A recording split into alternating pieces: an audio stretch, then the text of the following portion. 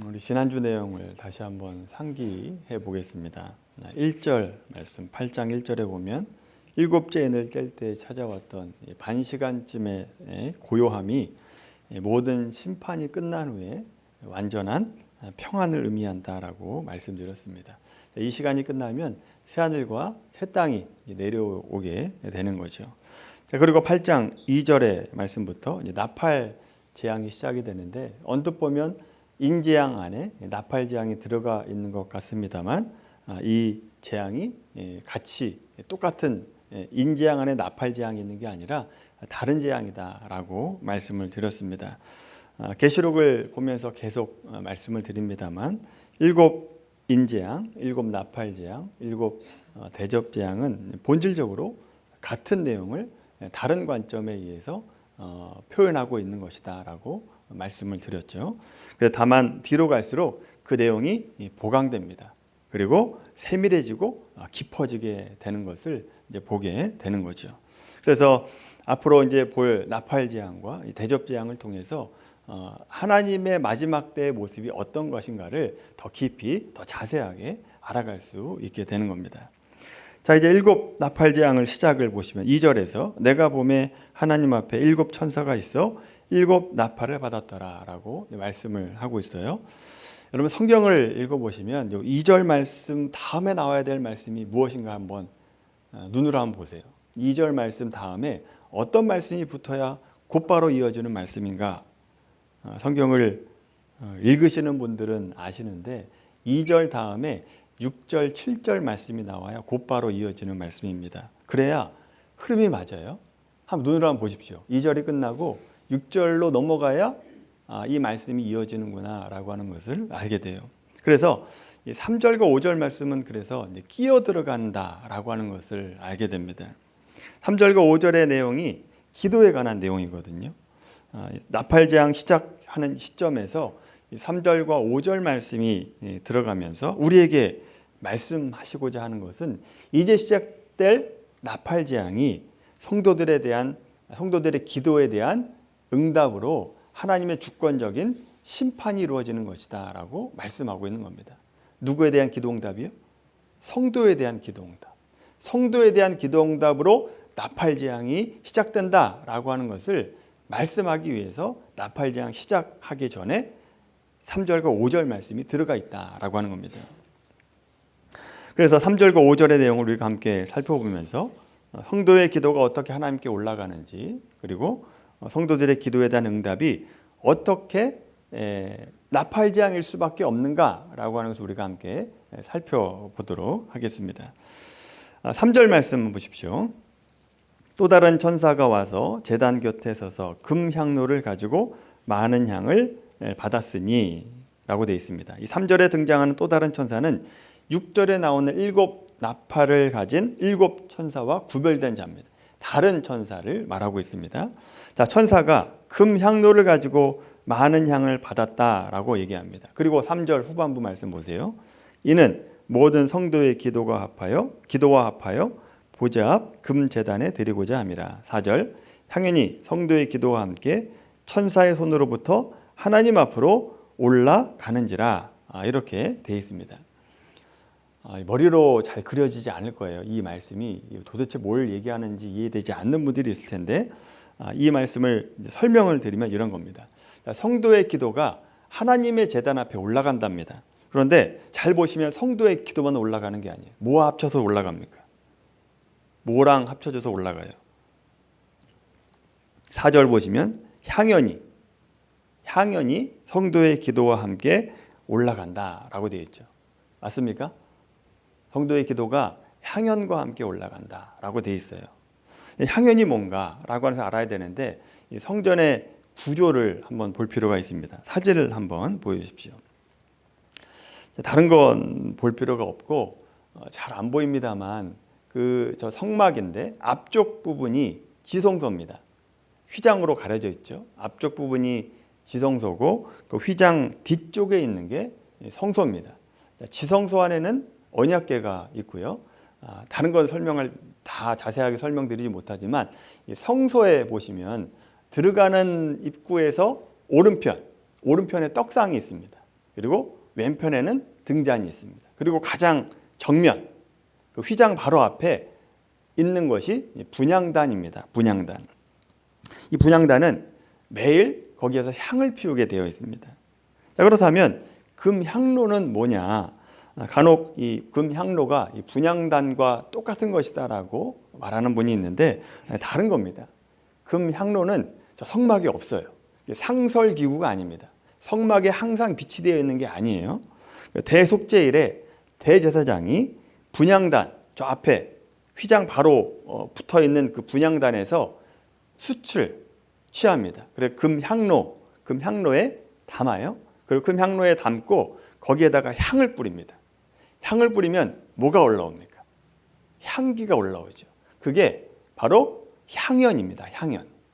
금향로에서 향연이 올라오게 되죠. 그 금향로를 가지고 대제사장이 저 지성소 안에 들어가게 되는 거예요. 하나님 앞에 가지고 가게 된다라고 하는 거죠.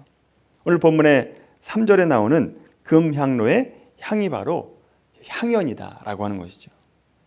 이게 상징하는 것이 무엇이냐 하면 그리스도의 중보기도를 상징하는 것입니다. 자, 그림을 이제 내려주십시오. 자, 그러니까 성도의 기도가 하나님 앞에 올려지게 될 때 성도의 기도만 올라가는 게 아니라 뭐랑 같이 올라간다고요? 향연. 그 향연이 뭘 상징해요? 그리스도의 중보기도.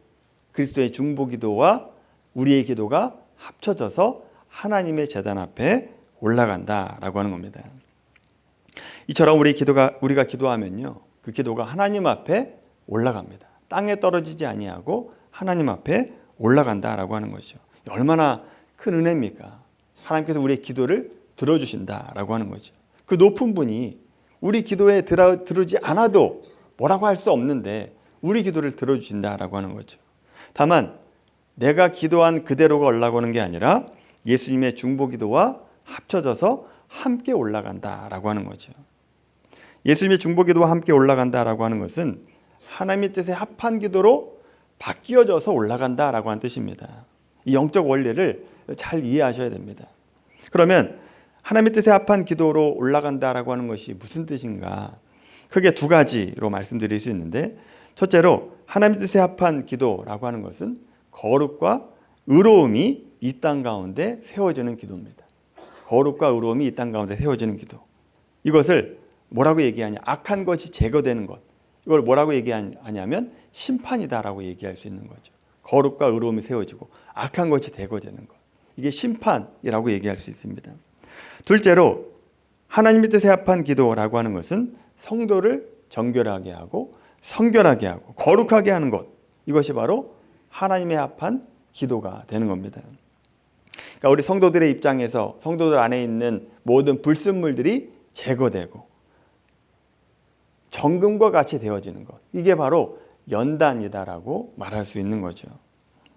그래서 오늘 본문으로 돌아오시면 우리 기도가 어떻게 응답이 되는가? 5절 말씀 보십시오. 5절 천사가 향로를 가지고 제단에 불을 담아다가 땅에 쏟았다라고 되어 있습니다. 기도 응답이 뭘로 내려져요? 제단에 불로 내려지는 것을 보게 됩니다. 불로 내려집니다.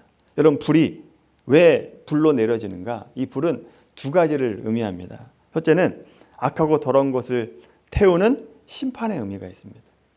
악하고 더러운 것을 태우고 거룩과 의를 세우는 것. 심판의 의미가 있고요. 이 불이라고 하는 것이 그런데 부정적인 것으로만 쓰이는 것이 아니라 긍정적으로 성도를 정금과 같이 만들고 그의 백성을 완성하신다는 의미로 이 불이 쓰여지고 있다라고 하는 거죠. 그래서 우리의 기도 응답으로 심판과 성도를 정금으로 만드는 것으로 오게 되는 것을 이제 보게 되죠. 여러분, 이 내용이 구약의 말씀에도 나오는 것을 보게 되는데 하나님의 응답이 어떻게 내려지는가? 스가랴 말씀 한번 찾아보겠습니다. 학개, 스가랴, 말라기 이제 뒤쪽입니다. 구약 성경 뒤쪽. 스가랴 13장 7절부터 9절까지 말씀입니다.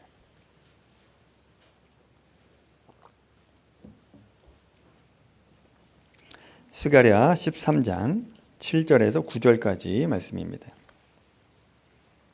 1324페이지입니다. 스가랴 13장 7절에서 9절 같이 읽겠습니다. 시작. 만군의 여호와가 말하노라. 가라 깨어서 내 목자 내 짝된 자를 치라. 목자를 치면 양이 흩어지려니와 작은 자들 위에는 내가 내 손을 들이우리라. 여호와가 말하노라. 이 온 땅에서 3분의 2는 멸망하고 3분의 1은 거기 남으리니 내가 그 3분의 1을 불 가운데 던져 은같이 연단하며 금같이 시험할 것이라. 그들이 내 이름을 부르리니 내가 들을 것이며 나는 말하기를 이는 내 백성이라 할 것이요 그들은 말하기를 여호와는 내 하나님이시라 하리라. 아멘. 8절 말씀 보세요. 8절에 보시면 3분의 2는 멸망하고 뭐 한다는 겁니까? 심판한다 라고 하는 뜻입니다. 심판한다. 그런데 악한 자들을 없애는 깨뜨리는 심판만 있는 것이 아니라 3분의 1은 내 백성을 어떻게 하신대요? 은을 참다운 은으로 금을 연단하신다라고 말씀하고 있죠. 불순물을 제거하신다라고 하는 겁니다. 이처럼 성도의 기도응답이 심판으로 또 나오고 또 성도를 연단하는 것으로도 온다라고 하는 겁니다. 따라서 우리 오늘 본문으로 돌아오시면 앞에서 말씀드렸죠. 나팔재앙 시작 전에 3절과 5절 말씀이 끼어 들어가는 이유는 성도의 기도응답으로 나팔재앙이 오는 것이다 라고 하는 것을 말씀하기 위함이다 라고 그랬습니다. 결국 나팔재앙이 뭐일 수밖에 없습니까? 나팔재앙은 뭐일 수밖에 없어요? 두 가지일 수밖에 없습니다. 하나는 심판, 하나는 성도를 정금과 같이 만들어지는 것일 수밖에 없다라고 하는 거죠. 나팔재앙뿐만이 아닙니다. 인재앙이나 나팔재앙이나 또 대접재앙도 다 마찬가지입니다. 심판일 수밖에 없고 성도를 정금과 같이 만들어내는 것일 수밖에 없다라고 하는 것이죠. 불순물을 제거하는 겁니다. 불순물을 제거한다라고 하는 것은 믿지 않는 자에게는 심판입니다. 믿는 자에게는 연단이다라고 하는 것이죠. 여러분 오늘 이 말씀을 잘 이해하시면 우리 기도가 응답이 되고 어떻게 기도 응답이 되는가를 이해할 수 있습니다. 영적 원리를 이해할 수 있어요. 예를 들어서 우리가 하나님 저를 성공시켜 주십시오 라고 기도한다라고 한번 생각해 보십시오. 이런 기도 제목을 하나님 앞에 기도를 했다라고 생각해 보세요. 그 기도가 하나님 앞에 올라갈 때 내 기도만 올라가는 게 아닙니다. 누구랑 어느 거랑 같이 뭐랑 같이 올라간다고요? 예수님의 중보기도와 함께 올라간다라고 하는 겁니다. 그래서 주님의 뜻에 맞춰져서 우리 기도가 바뀌는 겁니다. 어떻게 바뀌냐? 이렇게 변화된다고 할 수 있죠. 하나님 제가 성공하는 것을 통해서 악이 제거되고 선한 것만 남게 하시고 또 저에게 불순물이 제거되고 정금과 같이 만들어 주시옵소서. 이런 기도로 바뀌어져서 올라간다라고 하는 거죠. 그럼 그 기도에 응답하실 때 내가 성공하는 것으로 악이 제거되고 거룩과 의로운 것이 세워지는 것에 도움이 된다라고 한다면 기도 응답이 됩니다. 또 이 기도 응답을 통해서 내가 정금과 같이 만들어지는 것에 도움이 된다라고 한다면 기도 응답이 된다라고 하는 거죠. 그런데 내가 성공하는 것으로 거룩이 세워지는 것에 도움이 안 되고 내가 정금과 같이 만들어지는 것에도 전혀 도움이 안 된다 그러면 어떻게 될까요? 기도 응답이 안 되는 거죠. 기도 응답이 안 되는 겁니다. 쉬운 예로 말씀을 드리고 있는 거예요. 이걸 생각하면서 우리 기도를 한번 돌아보십시오. 여러분 솔직하게 우리의 기도가 악을 제거하고 거룩과 의로움을 위해서 하는 기도가 많습니까? 나를 정금과 같이 만들어 주십시오 라고 하는 기도가 많아요? 사실 아니지 않습니까? 혹시 맞다라고 생각하는 분이 있을지 모르겠는데 자기 객관화가 되지 않아서 그렇습니다. 우리는 그렇지 않습니다. 우리 스스로 나는 언제나 의로움을 위해서 거룩을 위해서 기도하고 나를 정금과 같이 만들어 달라고 기도하고 있다라고 생각하지만 그 속을 들여다보면 다 나의 유익을 위해서 나 안위를 위해서 나조차고 기도하는 경우가 대부분이다라고 하는 것이죠. 잘 한번 생각해 보십시오. 우리는요 하나님의 뜻과 상관없는 기도를 할 때가 훨씬 더 많습니다. 고통을 좀 면하고 편하게 사는데 모든 기도에 초점이 맞춰져 있습니다. 고통을 면하고 싶어 합니다. 또 돈을 위한 기도가 많죠. 돈이 많으면 고통을 면할 것 같기 때문에 그렇습니다. 또 성공을 위한 기도가 많아요. 다른 사람 앞에 어깨 피고 다니고 싶다는 겁니다. 주눅 들고 싶어 하지 않는다는 거죠. 그러다 보니까 우리 기도에 응답이 별로 없습니다. 기도 응답이 별로 없어요. 근데 여러분, 사실 기도 응답이 없는 것이 아니라 그 내 기도대로 기도 응답되지 않은 것이 기도 응답이고 은혜라고 하는 것이죠. 여러분에게 아직 제거돼야 할 것이 있고 성장해야 될 것이 있기 때문에 기도 응답이 되지 않는 것이다 라고 하는 겁니다. 성장해야 될 것이다 라고 하는 것은 그리스도의 마음을 갖고 그리스도인답게 살아가는 것, 이것을 얘기하는 것이고, 제거돼야 될 것이다 라고 하는 것은 내 안에 헛된 것과 죄악된 것이 없어져야 되는 것, 이것이다 라고 하는 것이죠. 그럼 지난주 말씀의 삶 하면서 솔로몬과 다윗의 차이에 대해서 말씀드렸습니다. 다윗은 정말 수차례 죽을 고비를 넘기면서 고통 속에서 고민하고 번민하고 고뇌하면서 성장하고 성숙했습니다. 억울함 속에서 얼마나 많이 기도했겠어요? 한번 찾아볼까요? 시편 142편 말씀입니다. 그 수많은 기도 가운데 하나인데 142편 1절에서 4절까지 말씀입니다. 구약성경 905페이지입니다.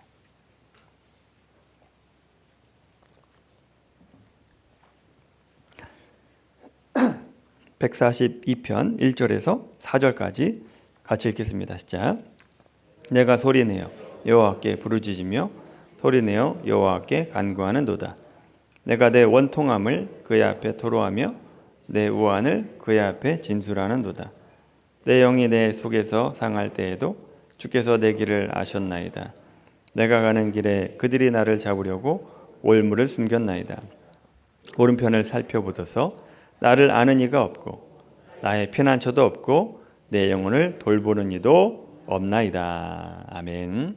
사울을 피해 다니면서 다윗이 겪었던 심정을 잘 보여주고 있는 겁니다. 다윗이 억울한 도망자 신세 동안에 악한 자를 심판하시고 나를 구원해 주십시오라고 얼마나 기도를 많이 했겠습니까? 그런데 그 기도에 응답하지 않으십니다. 곧바로 응답하지 않으세요. 여러분, 다윗이 몇 년간 광야 생활을 하는지 아십니까? 약 10년을 합니다. 짧게는 7년, 길게는 10년. 10년 동안을 광야 생활을 해요. 그 시간 동안 하나님이 아무것도 안 하는 것 같이 다윗은 느꼈을 겁니다. 근데 여러분, 아무것도 안 하신 게 아닙니다. 우리 눈에 보이지 않지만 하나님께서 그 시간 가운데 거룩과 의를 세우십니다. 그리고 다윗에게 불순물을 빼십니다. 천국과 같이 만들어진 시간이 이 10년의 광야 시간이었다라고 하는 겁니다. 여러분, 이렇게 억울하게 피해 다니면서 다윗에게 배울 게 있어요. 배울 점이 하나 있습니다. 다윗에게 배울 점은요, 사울을 심판하는 것을 자기 손으로 하지 않았다는 겁니다.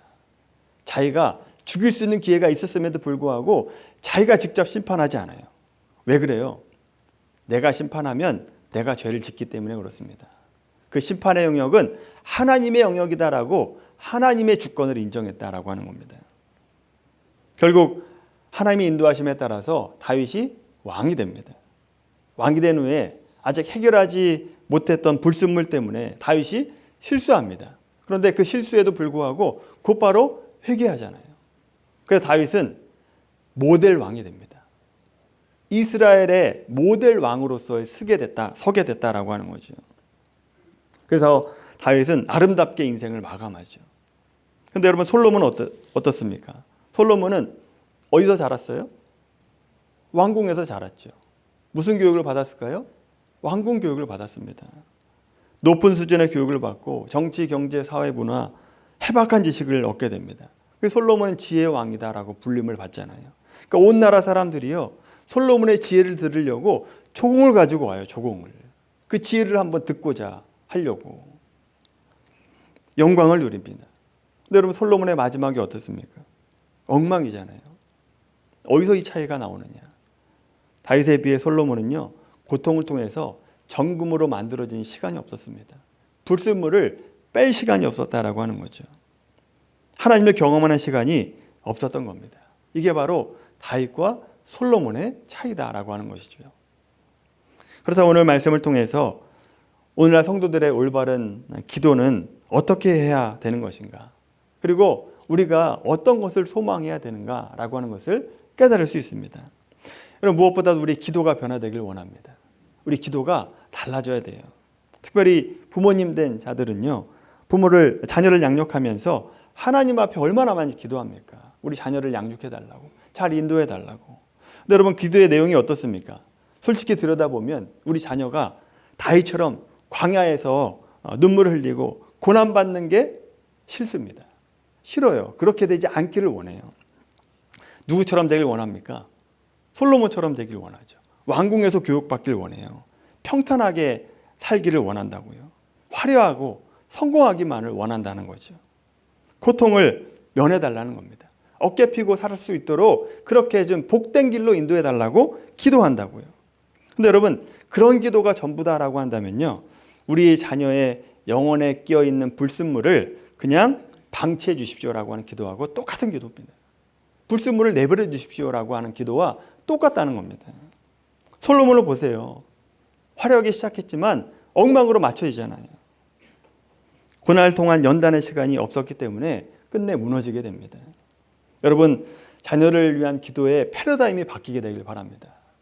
여러분, 우리가 기도할 때요, 하나님 내 뜻대로, 내 마음대로 우리 자녀를 양육하지 마시고, 때로는 광야 시간처럼 그 시간을 겪을지라도 그곳에서 하나님을 깊이 만나게 해달라고 기도하셔야 됩니다.